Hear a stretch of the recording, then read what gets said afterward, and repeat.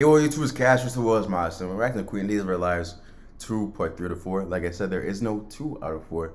Sorry about that. One thing I will say, you guys are really respectful and kind in the comment section. It's making me feel bad. It's not like I'm not responding to the comment because you can, oh, you don't have to react to this, or like please react to this. It's not that you're not responding to comments, bro. I'm just lazy. Like I gotta do better. It's not. You don't gotta say please. You don't gotta be so kind. It's me. It's just me. Yeah, let's watch the video. The Shaw Theatre on Euston Road.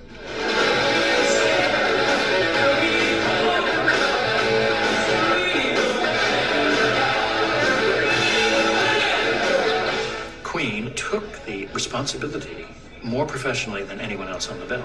Yeah, I was gonna say, this reminds, I'm pretty sure this is like them rehearsing for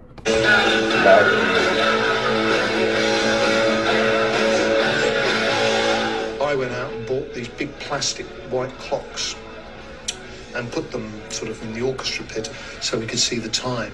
There was an 18-minute slot that each artist had, and there were traffic lights at the side of the stage, and you were warned when you walked on that the traffic lights, after 16 minutes would turn amber from green. And he said you won't see them turn red because the power goes off. So you make it quick, and you make it something they know. Just after 16 hours of Live Aid, would you welcome Status Quo?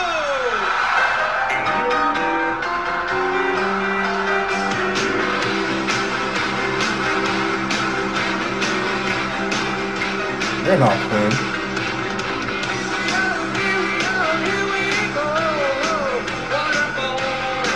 Energy that day was sensational. Does not sound the best to me. We were all quite nervous, actually, and not necessarily our audience, because they'd put together the whole of the bill of Live Aid before we'd been announced as being on it. They set the level for the PA with limiters, and then when Queen came on, Tripp, who was Queen's sound engineer, switched the limiters so that Queen would be louder.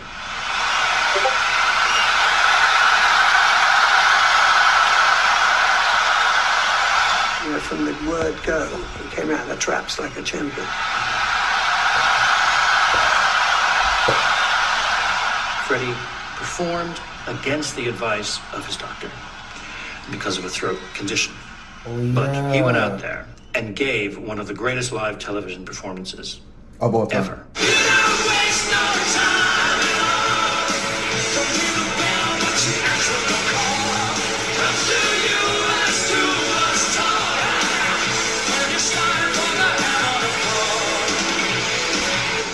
The ballet with a BBC cameraman was shockingly charismatic.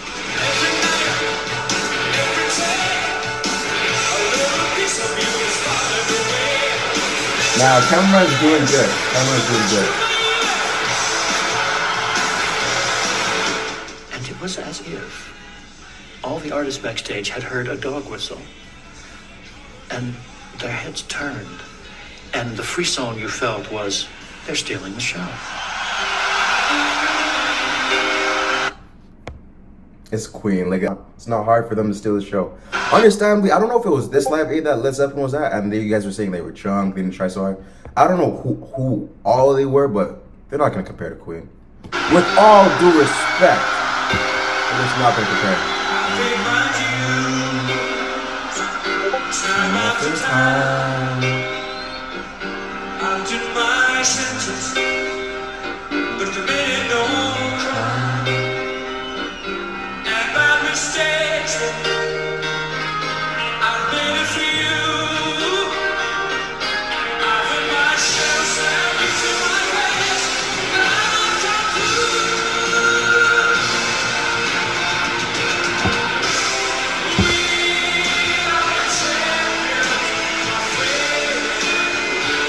I defy anybody who saw it not to have goose pimples in the back of their neck when they saw that sea of people.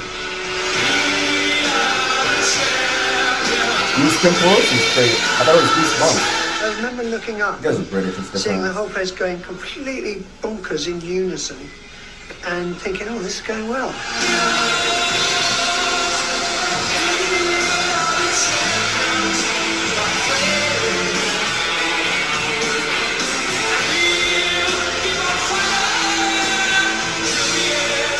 have an unfair advantage. We had done football stadiums. Freddie particularly learned this magical way of involving everybody. In a huge football stadium, he could make everybody feel that they were in contact. That's not unfair, Brian. You guys are just better. That's not unfair.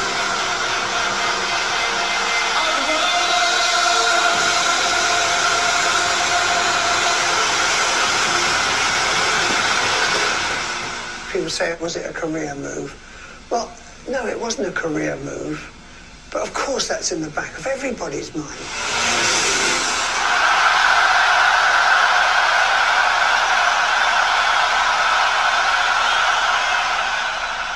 Great reception from the crowd, even at Wembley, and also from the TV audience as well. So, in fact, it was a great boost of confidence in a way for the group. To have conquered Live Aid in that way undoubtedly breathed fresh energy into the band. Oh, now they're confident. And we went back in the studio.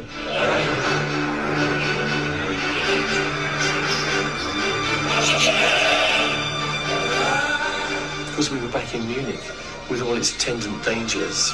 So we tried to keep ourselves in the studio as much as possible.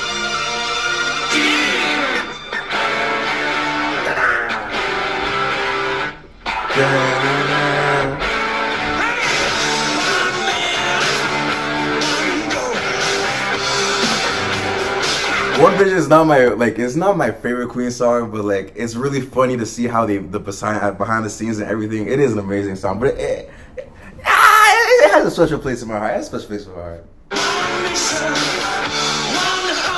had a page, a sort of poem that was sort of half nicked off Martin Luther King's famous speech. One down decision. Real decision. No, it's one fit. It was all about one this and one that. One God, one soul, make one decision. One goddamn religion. Make one decision. Make one true religion. One nation. One make one God, one true religion. One done, one turn to teach John Deacon. Whoa, whoa, whoa, whoa, whoa. Well, the Magic Tour was the biggest tour we'd ever undertaken.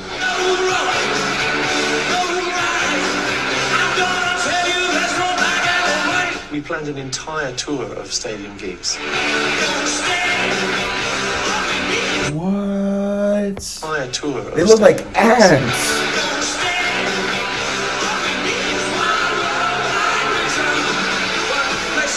Massive shows all over Europe and really fantastic reception. We hit another level. I think we were finally in the place where we'd always dreamed of being, perhaps. When I was young, a dream, sweet illusion. That tour had gigs like Budapest in it, which in itself was a great thing. And visions of Budapest was the first stadium concert behind the Iron Curtain. People hitchhiked from all over Eastern Europe. It was a great tour, and because it ended up at 2 nights at Wembley.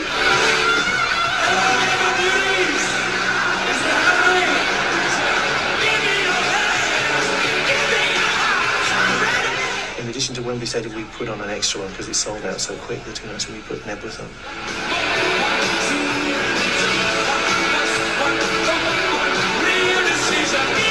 And this is not like online tickets. Like if you imagine if they were online ticket sales back then, imagine how quickly Wembley would have sold out. It would have sold like literally.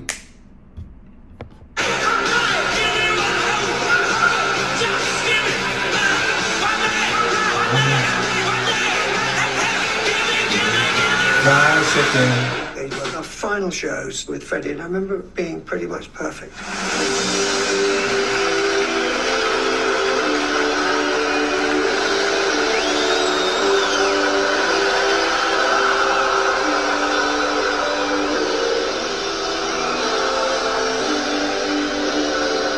I just got a vibe from Freddie.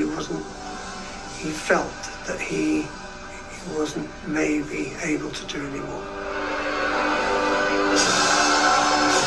I know there'll be a time where I can't run around on stage because it'll be ridiculous, you know. And I know that when there comes a time when you have to stop.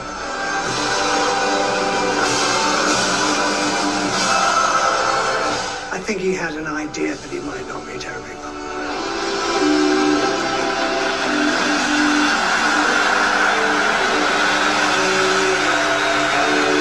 Here comes the downfall of Freddie Mercury. Freddie told me that he was HIV positive before he told the band. And this put me in a very difficult position because he told me he didn't want me to tell the band. So there was I managing a band, knowing something obviously of crucial importance to the band, which I couldn't pass on to them. Every drop of rain that falls in Sahara Desert says it all. It's a miracle. All God's creation's greater. This music video was amazing. I remember reacting. This is amazing. This is amazing.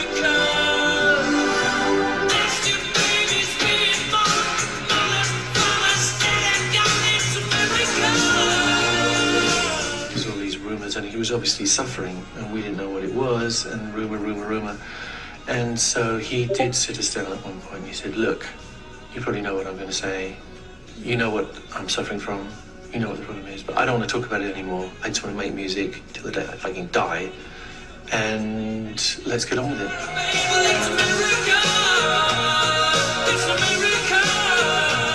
These are some of our best studio times. We've made the decision that all the songs we write will be credited to all of us, so it kind of releases a bit of positive energy in us. They became closer and closer without any doubt at all, and the sharing of writing credits was a major breakthrough. Some magical things happened, I think. You should have always done that. There's this track called The Miracle Itself, which I think is one of Freddie's most beautiful creations. The one thing we're all waiting for is peace on earth and an end to war. I love the track. Facial hair Freddie is so optimistic always about makes the me world, sad. the miracles that are being found in the world. Which is incredible when you think what he's looking at, because he knows what he's got and he knows what the prognosis is. That's Madonna or what's it? Marilyn Monroe?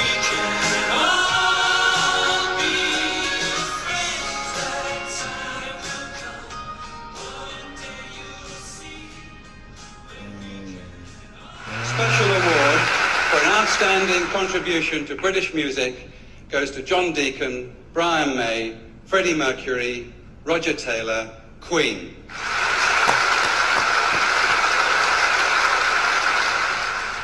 The first indications that something wasn't right was Freddie looked a little thinner to me. And I called John up to see what was going on. I said, is something wrong with Freddie? And he wouldn't tell me. The thing that annoyed me more than anything was a shot of Freddie in the sun. And he'd just come out of the doctor's, I think, and it was really grainy, full-page shot. Is this man dying? And I thought, you fucking wankers. You wankers! I should have been born in the UK, bro. Well, such a much better language.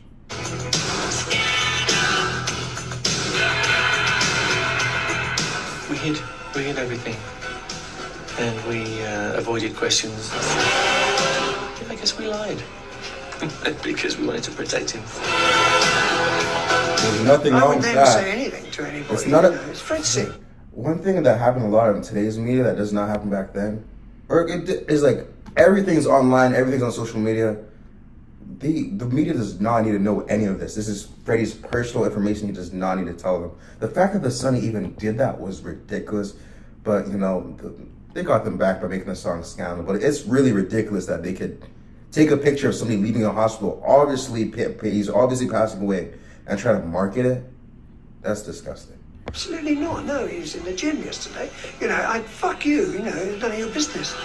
None of your at all. None of your business at all. Because at that time, to become ill was to have a death sentence.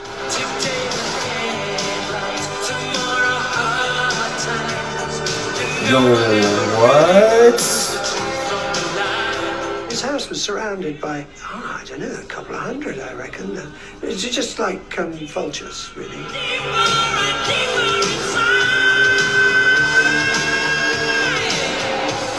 It was utterly shocking, you know, filming the groceries in the back of the car boot. Any medicine in there, you know, it's you know, absolutely shocking. It became difficult to work in London because there was such a terrible focus of attention on him. There's people sticking cameras through his toilet windows, you know, as soon as the rumours were out there. So Montreux was a... I'm trying to think of this happening, and I don't remember this happening modern day. I do not know of someone, like, you try to celebrate their life, not celebrate their death. This is ridiculous. More peaceful place to work, so we ended up doing a lot of stuff there. Where? Montreux. Oh, Montreal. Cameras through his toilet windows, you know, as soon as the rumours were out there. So Montreux was a much more peaceful place to work, so we ended up doing a lot of stuff there.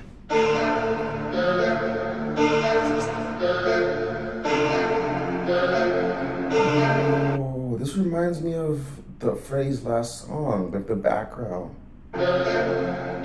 Freddie felt much safer there because people didn't bother, you know, they weren't intrusively observing him. At that point, we can't play live, but in the things that we're doing, it's business as usual. I'm going slightly mad. I'm going slightly mad. He was determined to work right up to the last minute.